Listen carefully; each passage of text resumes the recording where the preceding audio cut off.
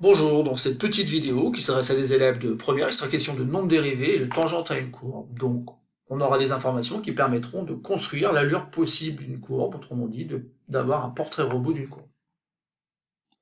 L'énoncé d'exercice est le suivant, donc on a f, une fonction définie sur R, on nous donne des renseignements, notamment f de 0 égale 2, f de 4 égale 4, donc en fait, ça nous permettra d'avoir des points de la courbe, mais on a aussi d'autres renseignements avec f' de 0, donc le nombre dérivé en 0, en fait il est égal à 1, ce qui nous permettra d'avoir des tangentes, et ces tangentes-là finiront par nous donner l'allure possible de la courbe qui représente la fonction f.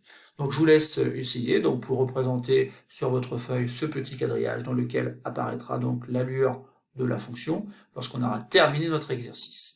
Et je vous conseille donc de le faire, essayez de voir un petit peu ce que ça peut donner, et simplement après de suivre la suite de la vidéo.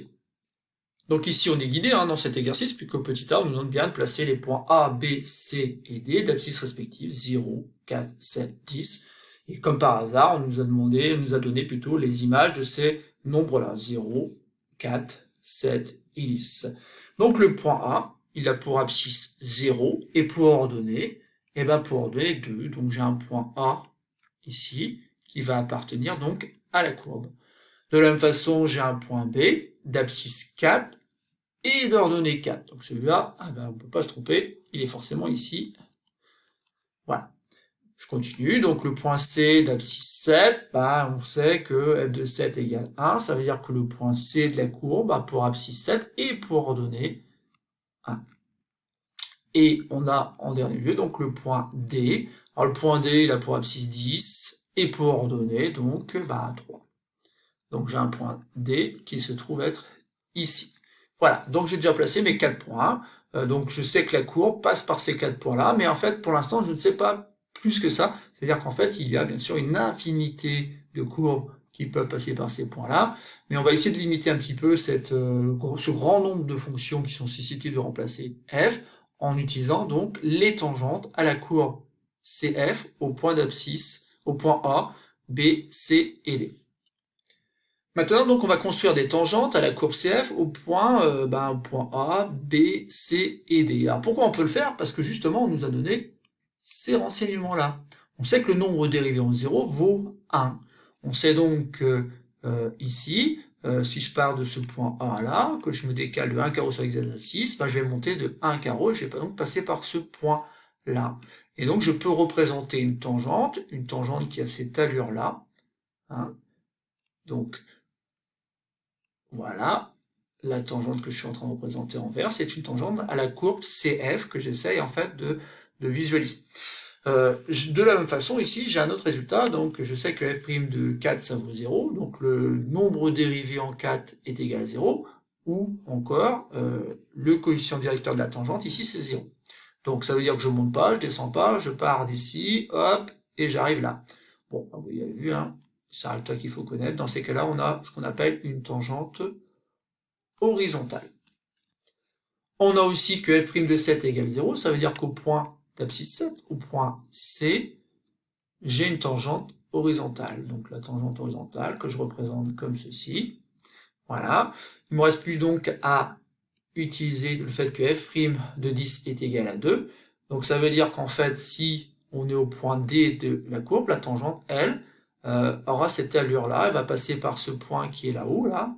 Je vérifie, si je me déplace de 1 carreau, dans le même temps je monte de 2 sur l'axe des ordonnées, donc la tangente a cette allure-là. Alors les élèves ont tendance à s'arrêter ici, mais non, la tangente, il faut la prolonger pour que la construction soit plus simple. Voilà. Donc, voilà, maintenant on a nos 4 tangentes, et donc maintenant ça réduit un petit peu le champ des possibles pour tracer donc l'allure de la courbe. Il va falloir que les tangentes soient réellement tangentes à la courbe que vous allez représenter. Donc, ce qu'il faut bien comprendre, c'est qu'on peut pas faire tout et n'importe quoi. C'est-à-dire qu'en fait, maintenant on sait que, notamment, ça n'aura pas cette allure-là, parce que là, si vous n'arrivez pas à me faire croire que la tangente qui est en vert ici est bien tangente à la courbe que je suis en train de représenter en bleu. Donc ça, c'est pas possible, il faut vraiment que ça soit tangent. Donc, ici, il faut plutôt peut-être avoir quelque chose, par exemple, qui a cette allure-là. Donc localement, la tangente et la courbe se confondent. Là, voilà, localement, on a l'impression d'avoir qu'une seule chose ici, hein, une tangente et une courbe qui sont confondues. Donc ici, c'est pareil, je ne peux pas faire n'importe quoi, je ne peux pas traverser ici la tangente, et plutôt, il faut s'en rapprocher. Et après, il faut aller chercher le point C. Et là, c'est pareil, je ne peux pas faire un pic comme ça, autrement, c'est pas une tangente. Donc il va falloir que, même si c'est pas très facile, il va falloir que quelque part, localement, ma courbe soit très très proche de la tangente. Voilà. Et puis après, bon, bah après, je peux représenter donc la suite comme ceci. Voilà, je suis pas trop mal ici. Bon, il faut savoir que là, je suis en train de représenter une allure possible. Et bien sûr, il y a plusieurs possibilités. Ici, simplement, j'ai fait la courbe qui me paraissait la plus logique, quoique, en fait, ici, ok, là, je redescends. Bon, là, il y a un petit pic, j'aurais pu arrondir un petit peu.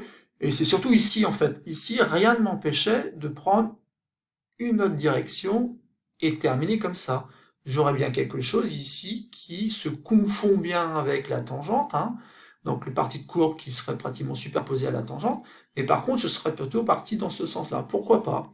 De la même façon ici, j'ai choisi de faire ça, mais j'aurais très bien pu ici faire quelque chose qui avait cette allure-là, et continuer après avec ce que j'ai tracé en bleu. Voilà. L'idée surtout, c'est de bien faire en sorte que les tangentes qu'on a tracées soient vraiment tangentes à la courbe. Et pour cela, donc, il faudrait que vous traversiez pas traversiez pas brutalement donc la tangente, et que ici, bien sûr, on traverse pas comme ça pour retourner là. Voilà. Il ne me reste plus qu'à écrire que c'est la courbe de f, et cette vidéo est terminée. J'espère qu'elle vous aura permis de bien ancrer la notion de tangente à une courbe. Donc cet exercice est différent, peut-être dans le sens où on donne les nombres dérivés et on doit construire donc l'allure de la courbe qui est susceptible de représenter donc la fonction.